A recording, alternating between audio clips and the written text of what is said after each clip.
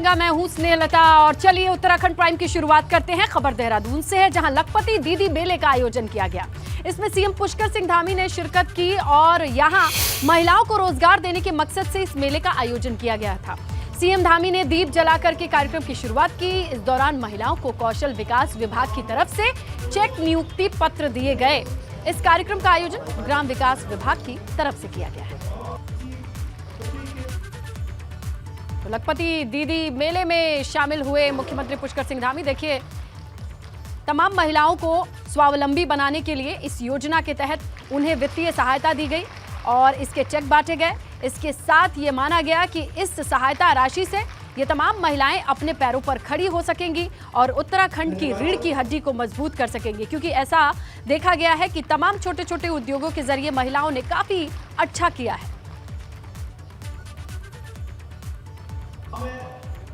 हमारे देश के यशस्वी प्रधानमंत्री मोदी जी के नेतृत्व में जहां मातृशक्ति के उत्थान के लिए हर क्षेत्र में काम किया जा रहा है।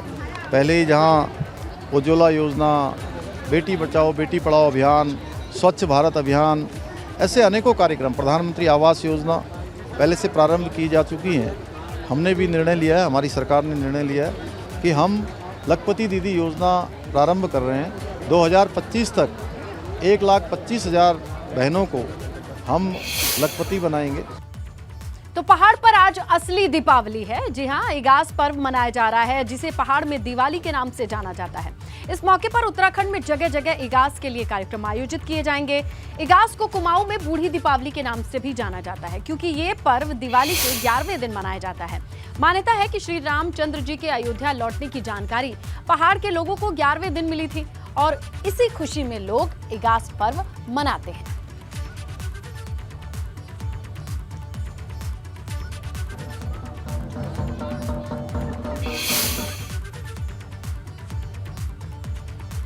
तरीका है मनाने का। हम भैला खेलते हैं, भैला जलाते हैं, पकोड़े बनाते हैं, स्वाले बनाते हैं और गांव में तमाम जो है अपने लोगों को गांव तमाम इकट्ठा इसको मनाते हैं। सारा गांव इकट्ठा होता है, गांव के लोग इकट्ठे होते हैं और एक साथ जो है एक मैदान में, खुले मैदान में आपस में एक दूसरे को मिठाइयाँ खिलाकर, और मिठाइयों का तो रिवाज अब आया है, पकोड़े खिलाकर और हमारे पारंपरिक जो खाद्य व्यंजन होते हैं वो बनाकर एक दूसरे को बधाइयाँ देकर और भैला खेलते हुए इस त्यौहार को। इगास पर्व पहाड़ का पारंपरिक लोक पर्व है, जो दीपावली के 11वें दिन मनाया जाता है। पिछले कुछ साल से इस पर्व को फिर से पहचान मिली है। ये सभी राज्यसभा सांसद अनिल बलूनी की मुहिम की बदौलत हुआ है। उत्तराखंड में त्योहार मनाने का अपना अलग ही अंदाज है, अपना अलग ही रिवाज है। इगास भी एक ऐसा लोक पर्व है जो अपने आप में सदियों पुराना इतिहास समेटे हुए है। उत्तराखंड की सभ्यता, संस्कृति, यहाँ के रीति रिवाज और त्योहारों को मनाने का बेहद ही अनूठा है। दीपावली को पहाड़ में इगास के नाम से भी जाना जाता है।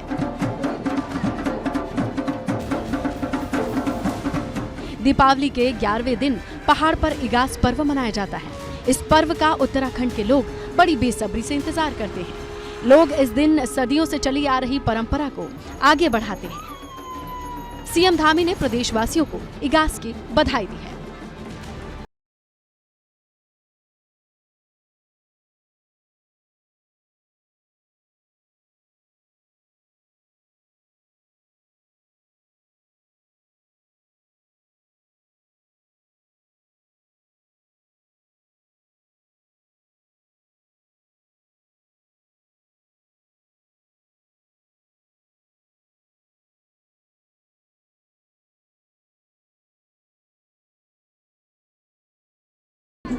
इगास के दिन भैलो खेलने का रिवाज है। ये दिन ऐसा है जब सब लोग मिलकर भैलो खेलकर पारंपरिक डांस करके अपनी खुशियों को एक दूसरे के साथ बांटते हैं। राज्य सरकार ने इगास पर्व पर सरकारी छुट्टी की घोषणा की है, जिसका विपक्ष भी स्वागत कर रहा है। लोक पर्व है जिसको हमारे यहाँ बूढ़ी दिवाली भी कहते हैं और बूढ़ा केदार की दिवाली के नाम पर बूढ़ा दिवाली का नाम पड़ा। बल्कि आज बूढ़ा केदार में एक समारोह होना होगा, शिव जी का पूजन होना होगा। एक प्रकार से शिव पूजन का भी त्यौहार है। और इस दिन जो भैलो है वो कुछ इलाकों में, हमारे उत्तरकाशी, टिहरी, इस इलाके में बहुत प्रचलित है। और उसी दिन वहाँ के राजा को जो है नेपाल के ऊपर विजय हासिल हुई थी और एक बहुत बड़े व्यक्ति जो है वो लौट करके आए थे, तो उसमें जो है वो भैलो खेलते हैं और वो अपने आप में जो है एक बड़ी वो है। और ये अच्छा किया मुख्यमंत्री ने कि इसको छुट्टी घोषित कर दी। भैलो से पहले लोग पारंपरिक नृत्य करते हैं। ढोल दमाऊ के साथ अलग अलग टोलियां नृत्य करती हैं। इसमें महिलाएं भी पुरुषों के साथ पारंपरिक नृत्य करती हैं। पारंपरिक नृत्य के बाद लोग भैलो खेलते हैं। भैलो में लकड़ियों का एक गट्ठर जिसे रस्सी से बांधा जाता है। लकड़ियों का ये गट्ठर चीड़ से बनाया जाता है। चीड़ की लकड़ी में तेल होता है जो कि आग लगने पर काफी देर तक जलती रहती है। एबीपी गंगा के लिए टिहरी से अंकित के साथ देहरादून से पंकज राणा की रिपोर्ट। तो देखिए, इगास पर्व को लेकर राज्यसभा सांसद अनिल बलूनी की कोशिशों को सत्ता पक्ष से लेकर विपक्ष के नेता तक सराह रहे हैं, इसकी तारीफ कर रहे हैं।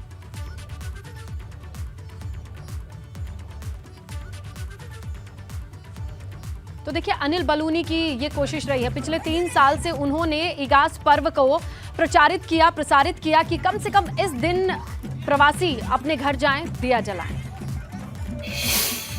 देखिए, मैं सबसे पहले तो अनिल बलूनी जी का धन्यवाद करना चाहूँगा। हमारे नेता हैं और राष्ट्रीय नेता हैं, उन्होंने इसकी शुरुआत की और आज मैं देख रहा हूँ कि उनकी जो मुहिम थी आज वो रंग लाई है और इसकी व्यापकता आप देख सकते हैं।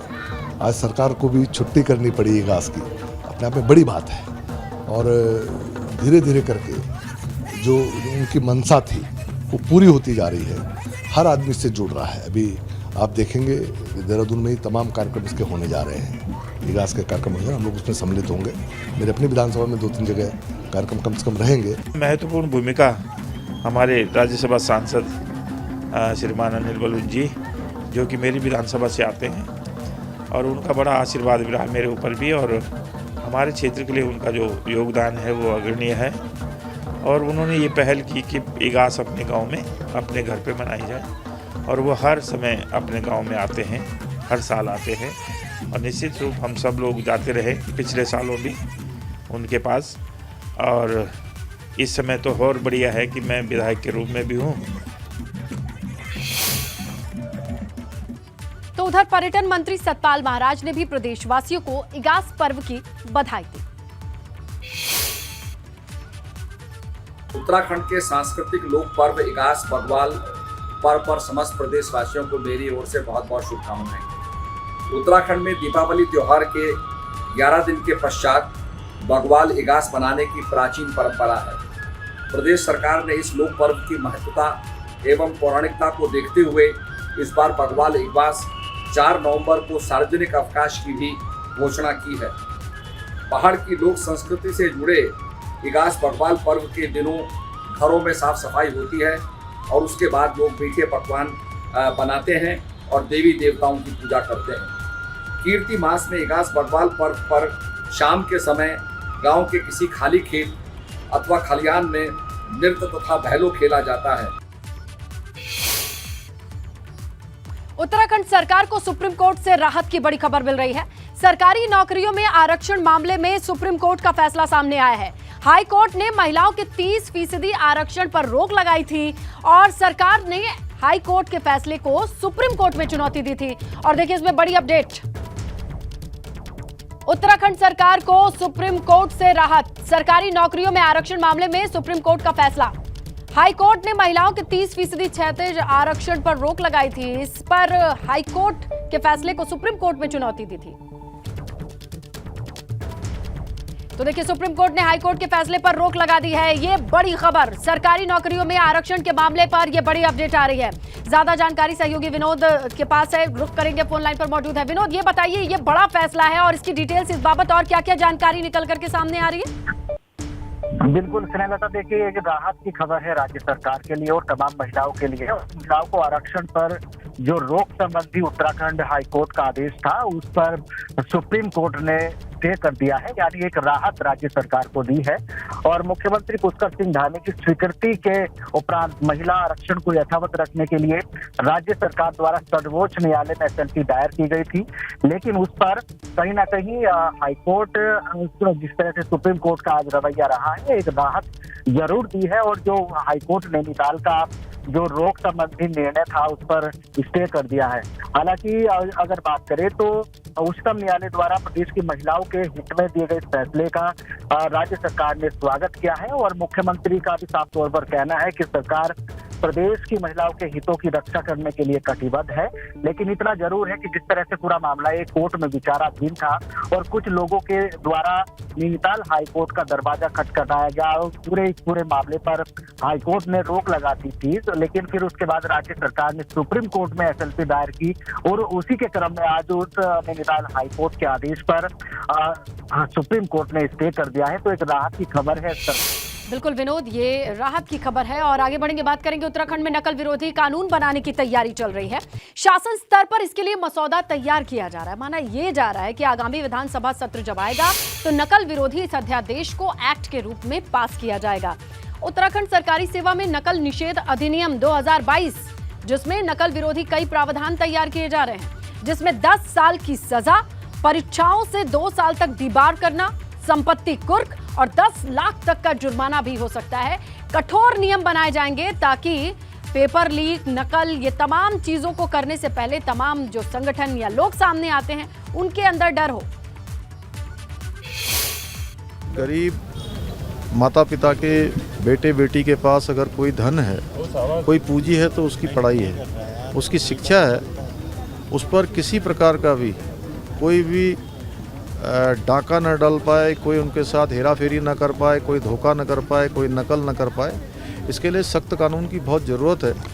और हम उत्तराखंड के अंदर भविष्य में सभी परीक्षाएं निष्पक्ष हों, पारदर्शिता से हों, योग्यता के आधार पर, क्षमता के आधार पर जो हमारे बेटे बेटियां हैं उनका चयन हो, उसके लिए हम सख्त कानून नकल करने वालों के लिए लाएंगे, जो कि हमेशा से हमारे जो छात्र छात्राएं प्रतिभावान हैं वही आगे आएँ, उन्हीं को मौका मिले, और जो नकल वाले हैं, दूसरी तरीके से आने वाले हैं, अपराधी गिरोह हैं, उनका हमेशा के लिए खात्मा हो जाए।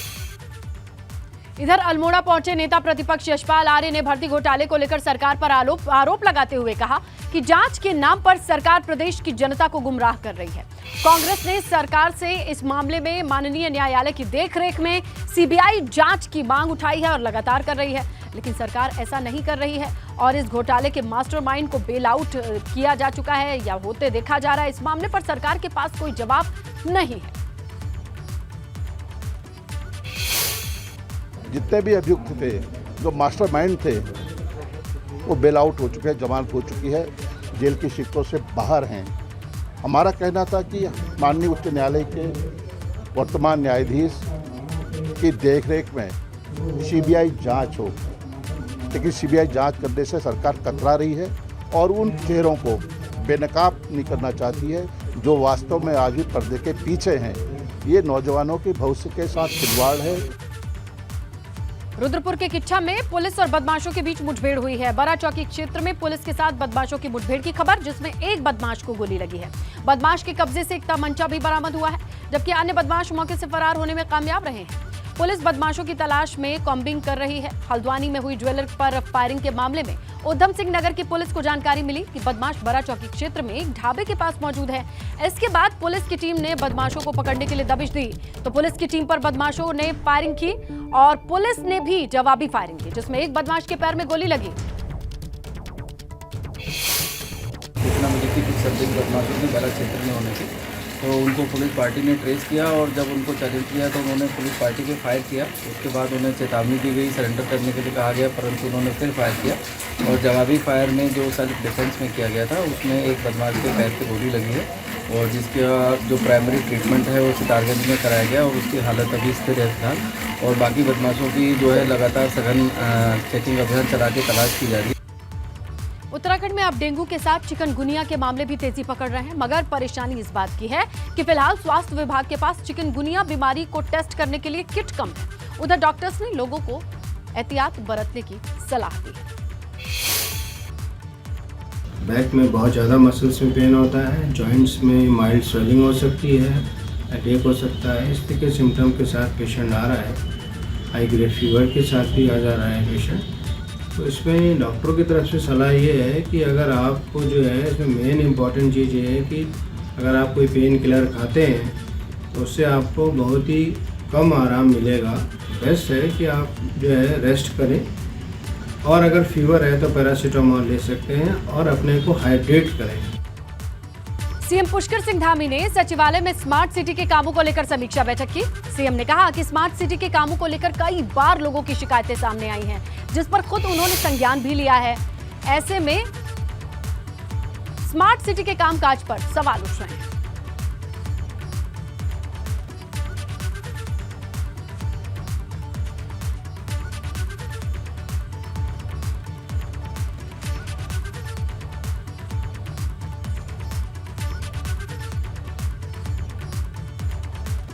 प्रोजेक्ट है और पिछले कुछ समय से लगातार ये बात उठती रही है कि तमाम जो काम समय पर होने चाहिए थे नहीं हुए हैं। इसलिए आज मैंने स्वयं इसकी बैठक ली है और सभी हमारे यहाँ के जनप्रतिनिधि भी थे, विधायकगण भी थे, सारे अधिकारी भी थे।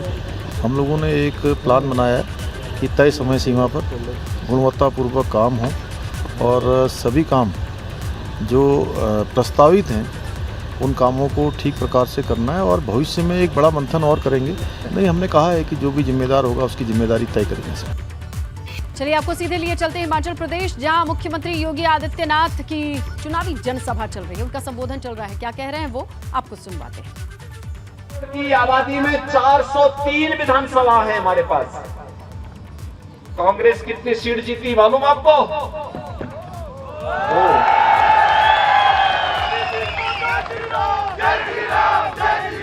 केवल 2 सीट। राम नाम सत्य है के लिए भी 4 लोग चाहिए होते हैं। और इसलिए भाइयों बहनों मैं आप सबसे अपील करने के लिए आया हूं। देखिए, हिमाचल प्रदेश देवभूमि है। इस देवभूमि का सम्मान, यहाँ का संरक्षण, भक्ति और शक्ति का जो अद्भुत संगम यहाँ पर है, इस कार्य को संरक्षित करने और यहाँ की भावनाओं के अनुरूप आगे बढ़ाने का कार्य केवल भारतीय जनता पार्टी नेतृत्व की डबल इंजन सरकार ही कर पाएगी। अन्यथा हम अयोध्या और उत्तर प्रदेश के अंदर विकास के साथ साथ विकास के जो सबसे बड़े बैरियर होते हैं, जितने माफिया होते हैं सबसे बड़े बैरियर होते हैं विकास के। और आप सोच रहे होंगे उत्तर प्रदेश में माफिया के ऊपर कैसी कार्रवाई होती है, आप देखते होंगे ना कभी कभी। तो अगर वे माफिया कभी चोरी छिपे हिमाचल प्रदेश में आ गए तो यहाँ की शांत भूमि को शांत करने का कार्य करेंगे। इसलिए कभी कांग्रेस को मत आने देना, क्योंकि उन माफियाओं को केवल भाजपा रोक सकती है। एक समान विचारधारा की सरकार रोक सकती है, डबल इंजन की सरकार रोक सकती है। और भाइयों बहनों, यही अपील करने के लिए आया हूं कि यहां पर भारतीय जनता पार्टी ने ठाकुर रविंद्र सिंह रवि को अपना प्रत्याशी बनाया है। वे लोकप्रिय विधायक हैं, अच्छा कार्य किया है। और मेरा तो यह मानना है कि इस बार माता ज्वालामुखी ने उन्हें इस क्षेत्र के विकास के लिए अपने यहां आमंत्रित बुलाया है, आदेश दिया है, और इसलिए वे आए हैं। माता ज्वालामुखी के आदेश से यहाँ के विकास के लिए अपना कुछ योगदान कर सके, और इसके लिए आए हैं। और इसलिए मैं भी आप सबसे अपील करने के लिए आया हूं कि माता ज्वालामुखी का दर्शन करने का सौभाग्य प्राप्त हो। उनकी कृपा हम सब पर बनी रहे।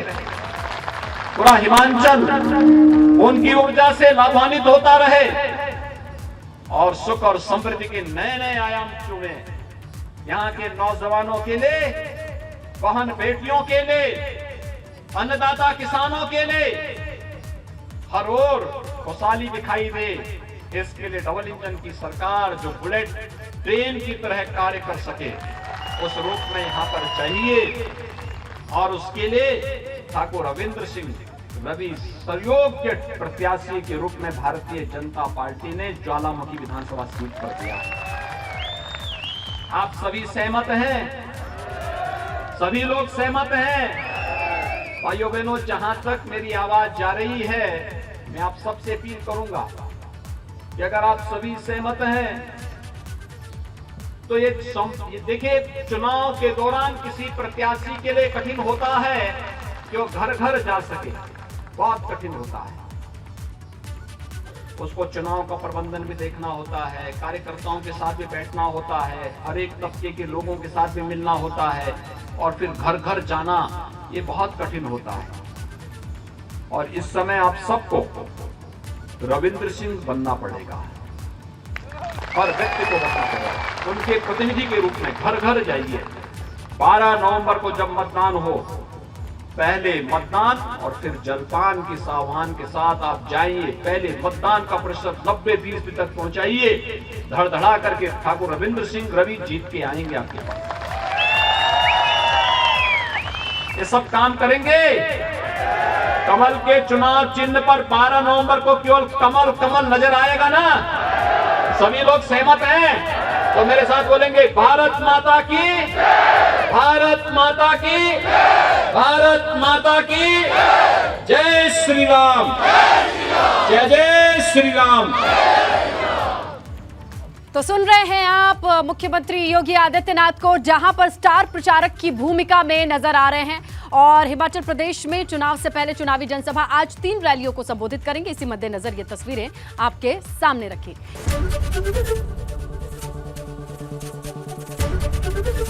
एबीपी गंगा, खबर आपकी, जुबान आपकी।